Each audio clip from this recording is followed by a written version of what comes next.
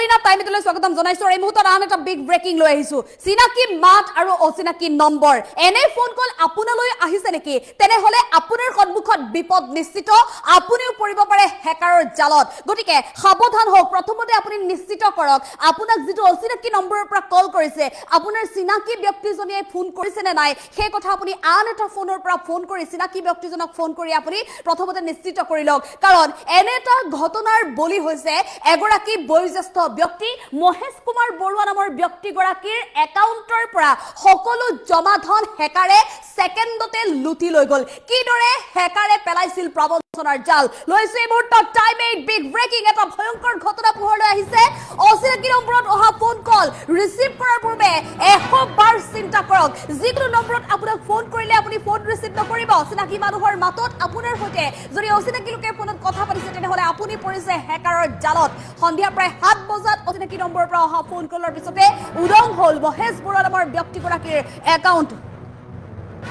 কলিয়াবৰ পাকবন্ধাৰ মহেশ বৰুৱা নামৰ ব্যক্তিগৰাকী হেকাৰৰ কবলত পৰি হেৰুৱালে সকলো জমা ধন প্ৰায় ৯৫,০০০ টকাৰ ডিজিটেল লেনদেনৰ ফটো শ্বেয়াৰ কৰি হেকাৰে জালত পেলালে মহেশ বৰুৱা নামৰ ব্যক্তিগৰাকীক একাউণ্টত জমা হোৱা ধন পুনৰ ব্যক্তিগৰাকীৰ একাউণ্টত জমা দিলে মহেশ বৰুৱাই হেকাৰৰ কথামতে পুনৰ ৫৫,০০০ টকাৰ লেনদেনৰ স্ক্ৰীনশ্বট শ্বেয়াৰ কৰিলে হেকাৰে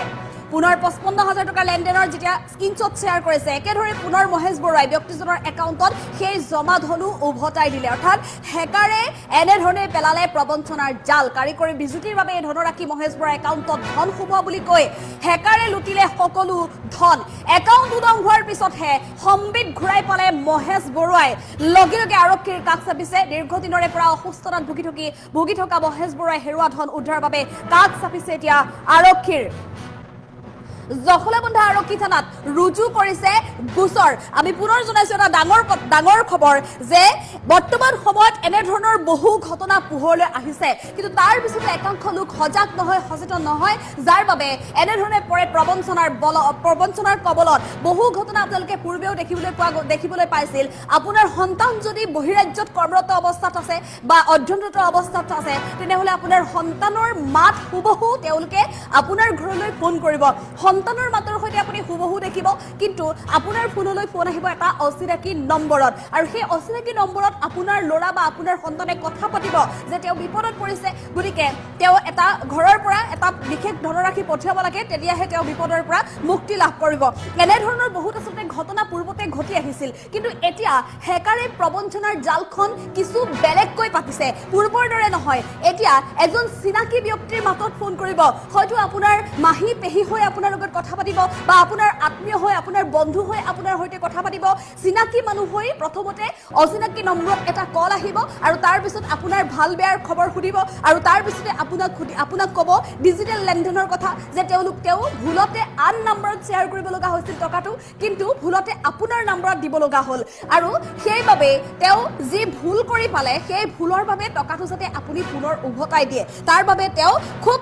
গহীনকৈ খুব আচলতে মাৰ্জিতভাৱে আপোনাৰ লগত কথা পাতিব হেকাৰে এনে ধৰণৰ এতিয়া প্ৰবঞ্চনাৰ জাল পেলাইছে সাধাৰণ সহজ সৰল লোকসকলক গতিকে অচিনাকি নম্বৰৰ পৰা আপোনাৰ ফোনত যদি কল আহিছে আপুনি 100 বাৰ চিন্তা কৰক অচিনাকি নম্বৰৰ পৰা আপোনাক যিজন ব্যক্তিয়ে ফোন কৰিছে সেই ব্যক্তিজন আপুনি কথা পতা ব্যক্তিজন হয় নে নহয় বা আপুনি ভবা ব্যক্তিজন হয় নে নহয় সেই কথা আপুনি নিশ্চিত কৰিবলৈ আপুনি আন এটা ফোনৰ পৰা তেওঁৰ সৈতে যোগাযোগ কৰক যে অচিনাকি নম্বৰ তেওঁ কথা পাতিছে নেকি অচিনাকি নম্বৰত তেওঁ আপোনালৈ ফোন কৰিছে নেকি টকাৰ লেনদেনৰ কথা কৈছে নেকি আপুনি প্ৰথমতে সকলো কথা নিশ্চিত কৰি লওক যদিহে তেওঁ অচিনাকি নম্বৰৰ পৰা কল কৰিছে তেতিয়াহে আপুনি ডিজিটেল লেনদেন কৰিব বা অন্যান্য আপুনি তথ্য জমা দিব নহলে কিন্তু আপোনাৰো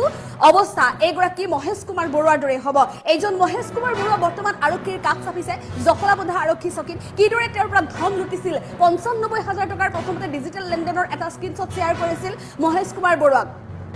আৰু মহেশ কুমাৰ বৰুৱাক হেকাৰে কৈছিল যে তেওঁ ভুলতে মহেশ কুমাৰ বৰুৱাৰ একাউণ্টত টকাটো পঠিয়াই দিলে আন এজন ব্যক্তিৰ একাউণ্টত তেওঁ টকাটো পঠিয়াব লগা আছিল গতিকে টকাটো তেওঁ উভতাই দিব লাগে গতিকে ৯৫,০০০ টকা তেওঁ প্ৰথমতে উভতাই দিলে পৰৱৰ্তী সময়ত পুনৰ ৫৫,০০০ টকাৰ ডিজিটেল লেনদেনৰ এটা স্ক্ৰীনশ্বট দিলে সেইমতে হেকাৰৰ কথামতে মহেশ বৰুৱাৰ দৰে সাধাৰণ সহজ সৰল ব্যক্তিগৰাকীয়ে সেই টকাও উভতাই দিলে হেকাৰ একাউণ্টত আৰু যেতিয়াই মহেশ বৰুৱাই আটাইকেইটা টকা উভতাই দিলে তাৰ পিছত নিজৰ একাউণ্ট চেক কৰিছে তাৰ পিছতে আহিছে পোহৰলৈ কথা যে মহেশ বৰুৱাৰ একাউণ্ট এতিয়া উদং মহেশ বৰুৱাৰ একাউণ্টত থকা সকলো টকা লুটি লৈ গ'ল হেকাৰে মাত্ৰ কেইটামান ছেকেণ্ডৰ ভিতৰত যেতিয়া এই কথা গম পালে মহেশ বৰুৱাই লগে লগে আৰক্ষীৰ কাষ চাপিছে দীৰ্ঘদিন ধৰি যিটো অসুস্থ এগৰাকী বয়োজ্যেষ্ঠ ব্যক্তি গতিকে তেওঁ চিকিৎসাৰ বাবদে কিমান টকা পইচা খৰচ হয় এনে অৱস্থাত এইজন সহজ সৰল ব্যক্তি এতিয়া বিপদত পৰিছে হেকাৰৰ কবলত পৰি জখলাবন্ধা আৰক্ষী থানাত ইতিমধ্যে ঘটনা সন্দৰ্ভত ৰুজু কৰিছে গোচৰ কিন্তু লক্ষণীয় বিষয় যে আৰক্ষীয়ে এতিয়া এই হেকাৰ চক্ৰ উৎখাত কৰিবলৈ আৰু মহেশ বৰুৱাৰ হেৰুৱা ধন উভতাই দিবলৈ কিদৰে ব্যৱস্থা গ্ৰহণ কৰে আৰু এই সন্দৰ্ভত কিদৰে প্ৰবঞ্চনাৰ জালত পৰিছিল হেকাৰে প্ৰথমতে কিদৰে তেওঁলোকৰ কথা পাতিছিল এই সন্দৰ্ভত মহেশ কুমাৰ বৰুৱাৰ ভাষ্য আছে আমি আগবঢ়াবলৈ চেষ্টা কৰিম যোৱা কালি 28 তাৰিখে সন্ধ্যা ঠিক 7:10 মোলৈ এটা ফোন আহিল ফোনটো মোৰ চিনাকি মানুহ এজনৰ মাতটো দি মোক ক'লে যে মই অমুক সেইবুলি কোৱাত মই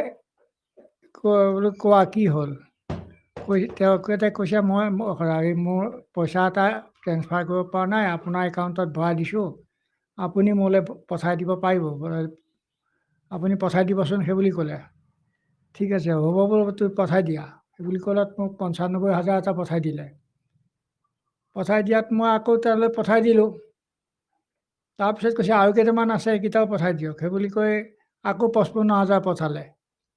পঠোৱাৰ পিছত মই সেইকেইটাও খুজিলে দি দিলোঁ দিয়াৰ পিছত মইতো পিছত চাইছোঁ মোৰ একাউণ্টত পইচাই নাইকিয়া কৰিলে আগতে মই একাউণ্ট নাচালোঁ কিন্তু মোৰ বৰ্তমান 1,60,000 মান নাইকিয়া কৰি দিলে আছিলে 1,67,000 মান আছিল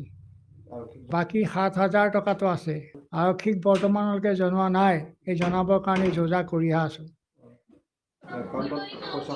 খালি একাউণ্টত পইচা আহিছিল মেছেজত